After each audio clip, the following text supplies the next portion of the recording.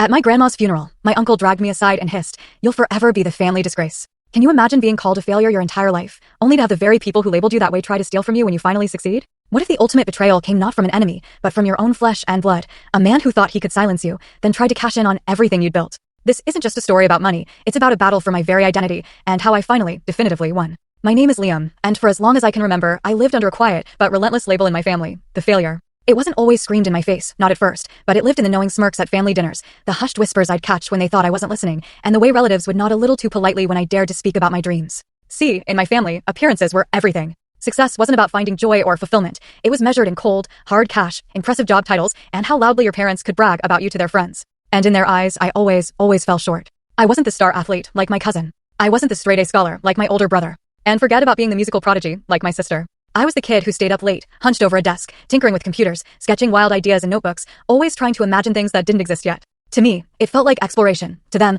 it looked like a colossal waste of time. The real breaking point, though, the moment that truly branded me in their minds, happened at my grandmother's funeral. I was 24. Grief was already a heavy cloak because she was the one person, the only person, who believed in me unconditionally. She'd secretly slip me a few bucks when I was broke, whisper words of encouragement when the others laughed, and tell me she saw something in me no one else seemed to. At her funeral, I thought, maybe, just maybe, I'd get a chance to stand up, to speak about her, to tell everyone what she truly meant to me. But as I rose to my feet, my uncle, my father's older brother, grabbed my arm. It wasn't a comforting touch, it was a clamp. He leaned in, his breath sharp with coffee and cigarettes, and whispered words that still echo in my head like they were carved into my very soul. "You'll always be the family failure. Don't embarrass us by speaking." I froze. My mouth went bone dry, my palms sweaty. Every fiber of my being wanted to argue, to shove him back, to scream in his face that he had no right to decide what I could or couldn't say about my own grandmother. But instead, I swallowed it. I sat back down, my legs trembling, and watched as others, people who hadn't visited her in years, stood and delivered their shallow speeches. My throat ached with the words I never spoke. That day marked me. The anger, the humiliation, the sting of being silenced at a moment when my voice mattered most, it stayed with me.